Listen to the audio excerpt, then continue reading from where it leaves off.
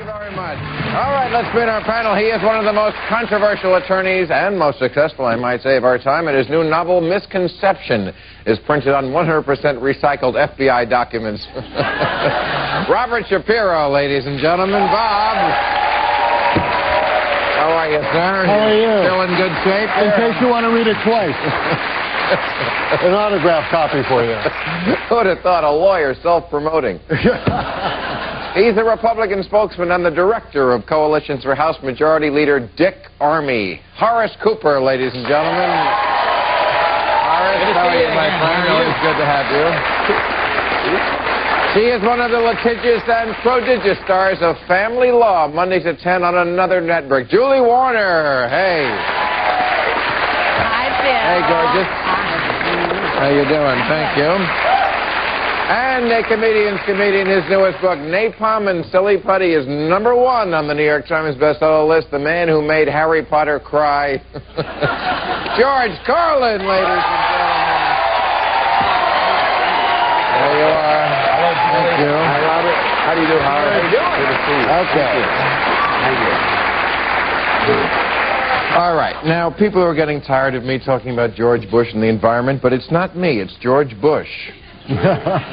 Every week it just gets worse. Newsweek said last week the Bush administration is homecoming week for the energy industry.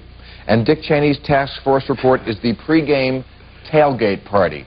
What they're talking about is Bush, last week's paper, front page, Bush picks industry insiders to fill environmental posts. A mining industry lobbyist is the number 2 at the Interior Department. A lobbyist for the National Cattlemen's Beef Association is the chief lawyer. The number 2 at the Environmental Protection Agency, a lobbyist for Monsanto, the chemical company now devoted to agribusiness. The chairman of the Council on Economic Equality, a lawyer who represented General Electric in its fight with the EPA over toxic waste sites. Folks, to say the fox is guarding the hen house, to say that the Nazis are running the Nuremberg trials, to say that the candy man is the dentist, the Corleone family is the head of the gambling commission here. I mean, it's obscene. Bill, back to Earth, please. At least What we now have are people who are competent in the fields that they are working on. We now know more about environmental responsibility. Because they're used to evading them. Because they understand. Yeah, you have to give them credit for one thing. You have to give them credit. They're out in the open now. They're out in the open now. They're not even trying to conceal it anymore.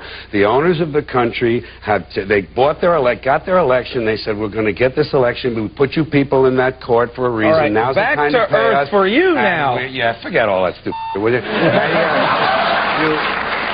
They're out in the open. They're openly driving the bus, and we're all in the back. There is no national conspiracy to buy elections and control America. Now Talk about back to Earth. That's part of the problem. That's part of the problem that we have, is that people make these kind of irrational statements. Unfortunately, George Bush has the right to put anyone he wants in his cabinet. That's right. It's our shame on us for electing him. You're right. Shame on you. That's right. Shame on everyone who voted for Ralph Nader.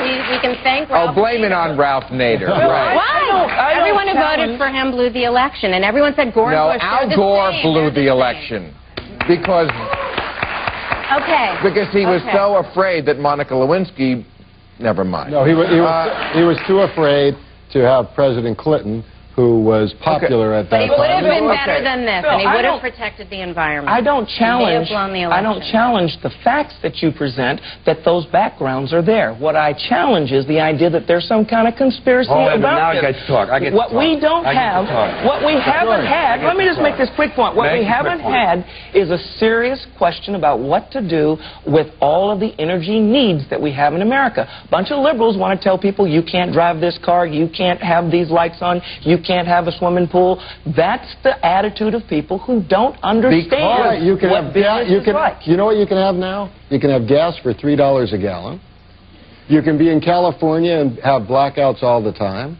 because of these energy policies. And I love this. Because of the energy policies that were created here in California, not as a result of a conspiracy, but because... You don't need a formal conspiracy. When interests converge, these people went to the same universities and fraternities, they're on the same boards of directors, they're in the same country clubs, they have like interests, they don't need to call a meeting, they know what's good for them, and they're getting it. And there used to be 7 oil companies, there are now 3, it will soon be 2. The things that matter in this country have been reduced in choice. There are 2 political parties, there are a handful of insurance companies, there are about 6 or 7 information things, but if you want a bagel, there are 23 flavors because you have the illusion.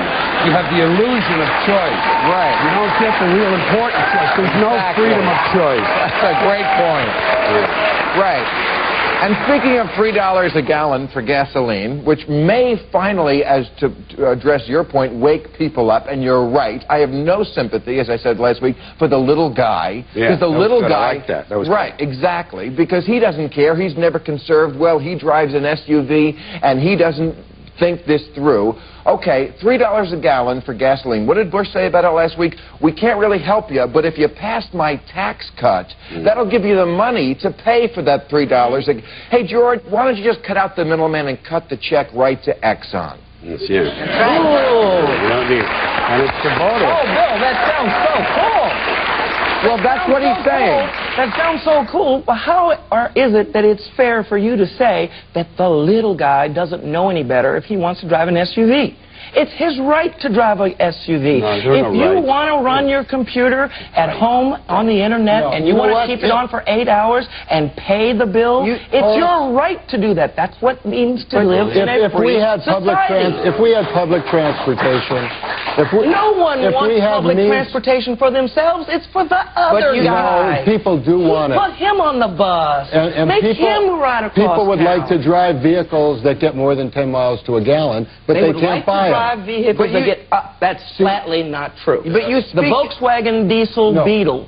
The Volkswagen diesel Beetle gets 45 miles to the gallon. People don't want that. They don't want to buy it. But you speak as if we live in a world of infinite resources, which we don't. No, but we don't live in a world where we need greater coercion by the government telling you, you can't have this, you can't live there. Of course we do. Dick Cheney said last week, we don't need to conserve. We need to go up to the Arctic and get in there. Why? Because there's no money in conservation. Now, if you really, like me, were concerned about the little guy, you would say, since we can explore the Arctic without destroying the area, we ought to make available. How can you do it without destroying? We've been doing it since the 80s, and we haven't had the problem. In fact, the biggest oil spills that we have had have come from tankers. Why don't we find the last snow leopard and drill right into him? Maybe we could get oil right out of the endangered species themselves. I just think you liberals ought to admit, we want to tell you we got a new national nanny, and we're going to tell you when you can keep your lights on, what kind of vehicles you can drive, how you can get to work, what hours you can keep. Just tell us you're going to control us, and that would cut the middleman out, too. You frame it as if that's fascism. That is. But in a world of limited resources, in a free society, you should be... For people who pretend to be leaders to tell us, you know what, conservation, not really a good idea. They didn't say Building that. more power. They did not say that. What they did say was having the government come in and tell you what you can do is not the policy that they would embrace. So having the oil companies and the corporations and the boards of directors tell us what we can do. You are not required to buy an SUV. Should run you are not required to run your electricity. You're not required. There are a number of things that you have control over. How can you run a home without electricity? What's that? How can you run your home without electricity? I figured out when I got my bill back in February that was 3 times the size. I went to the master block and knocked off a number of those items because I didn't want to have to pay the electricity. Okay. But I made the choice. I got to take a commercial before they turn the lights off.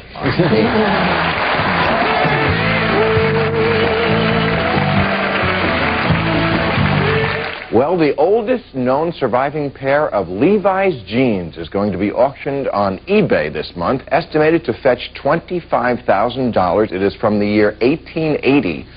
So if you're the winning bidder, don't even think of using the condom in the back pocket. Politically... All right, I want to... Let's do it. I don't know if you are aware of this book. It is the #1 bestseller. Yours is going to be #1 next week. But this one is USA Today, I think. Okay. Right. This has sold 4.1 million copies. The Prayer of Jabez. If you haven't heard about what this is, you'll appreciate this. W.C. Fields, you know this story? When he was on his deathbed, he was a famous atheist. One of the few people like us who was willing to say he was not too fond of religion or children. But anyway, he was, and he was looking at a Bible. His best friend walked in and said, "Bill, what are you doing with the Bible?" And he said, "Looking for loopholes." Well, they found one. I bring this up because they found a loophole in the Bible, the Prayer of Jabez. It's buried in the book of Chronicles, and the prayer says, "Oh, that you would bless me indeed and enlarge my territory." So this has sold 4 million copies because people are buying it who, one, think that prayer works. You know, if you say to God, you petition him.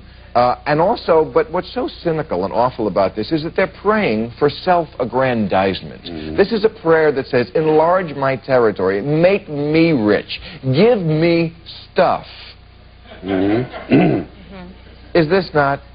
I think if it was praying for sex, it might be something worthwhile. But people do pray for sex. They just don't talk about it. People are going to pray for wealth. Well, I don't see the problem with the book. I mean, I understand. I don't think children should be having to read that in school.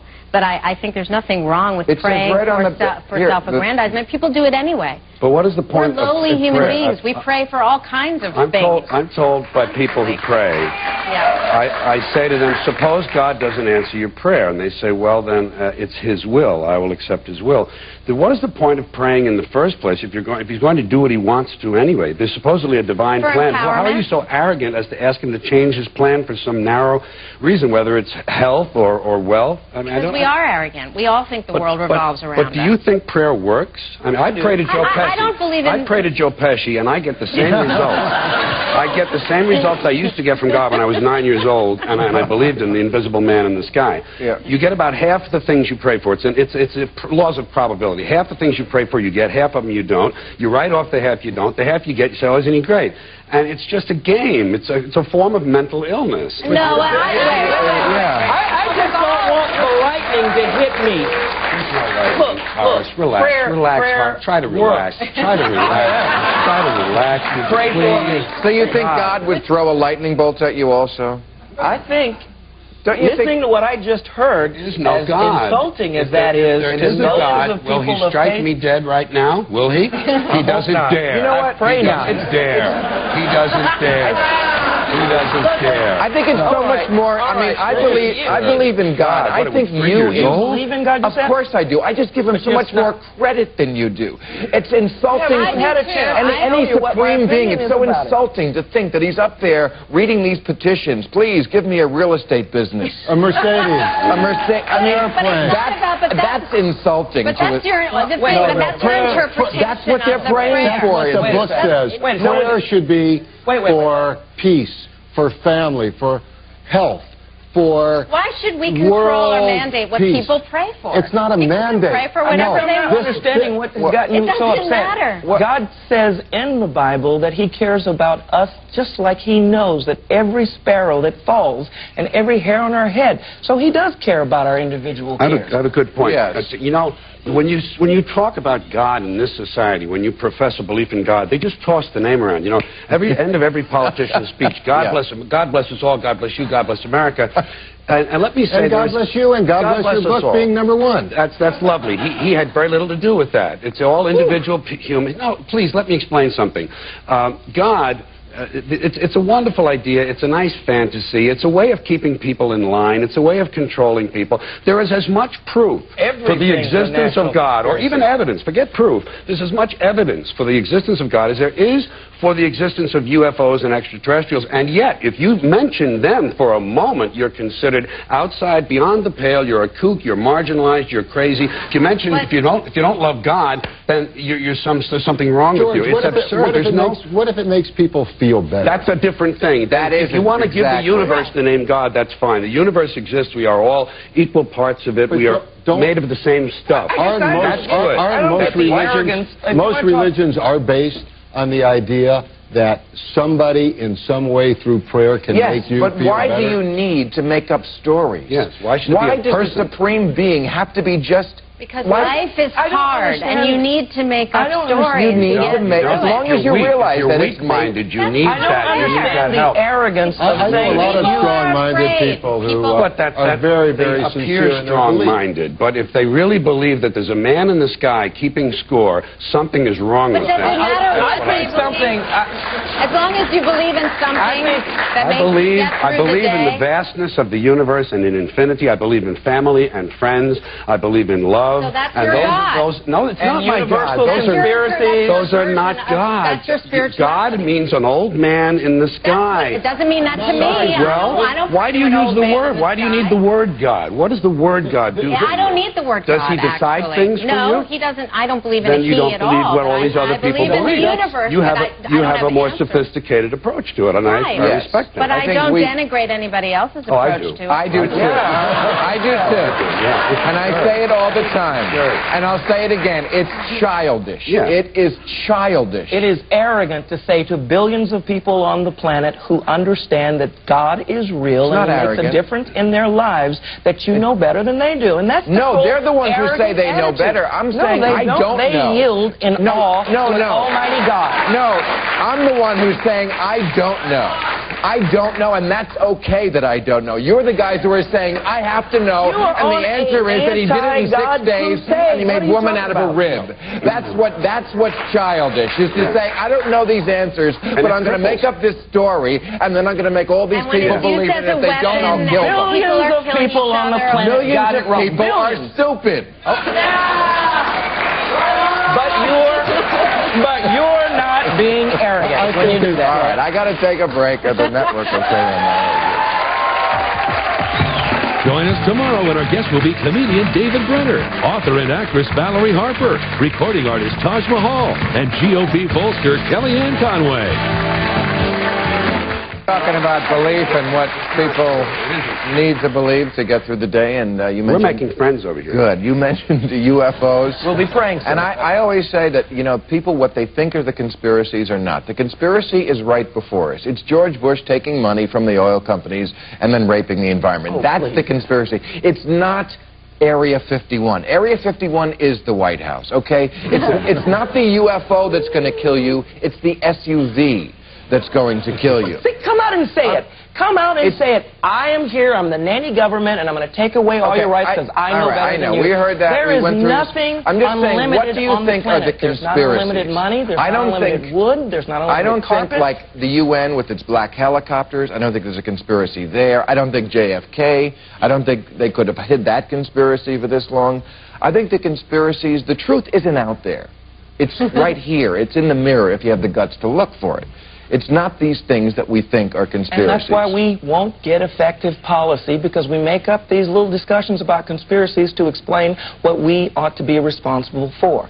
There are choices out there. If you want a car that will go 40 miles to the gallon, it's available for you. If you want to ride a bicycle, if you want to ride a bicycle... Maybe he should have his own show. I know, but I'm talking... The oil company can't make you not ride your bike if you want to. They can limit your choices. The availability of bikes. They can spend a lot of money. They can spend a lot of money in Congress. They can spend a lot of money forming policy that benefits them. The President of the United States could sit down with the congressional leaders and say, before my term is over, no car produced in America will get less than 25 miles to a gallon. American people don't want that. They don't. Of course they do. Tomorrow, go to a dealership today. They don't. Go to a dealership. You know what? The American people, 9 miles the American people, excuse me, didn't want to integrate the schools. That's not true. That is false. Oh, really? That's why we had to. Do you think a minority in America made integration happen? I think I remember having to send in federal troops. A majority of America supported the government that made the policies possible. The Civil Rights Act, the Equal Housing Act. It was the democratic process. It was not a conspiracy. You say Americans don't want to drive these economic vehicles. Since when do Americans get what they want? When did this start happening? You go to... When did this begin to happen, that people actually get what they want? things are taken care of at a high level with a lot of money except changing in your hands, universe, and then you everybody follow. else is free to make choices in America. That's what freedom In is the all paper about. today, they No, said the they're tax cut, meaningless Bush's choice. tax cut was going to benefit the 400 most wealthy people in America the most. If you pay I got to get more money. We'll take a break. I'm going to try. All right, here's Bob's book. Tomorrow, David Brenner, Valerie Harper, Taj Mahal, and Kellyanne Conway. Horace, thank you again for being the lone arguer.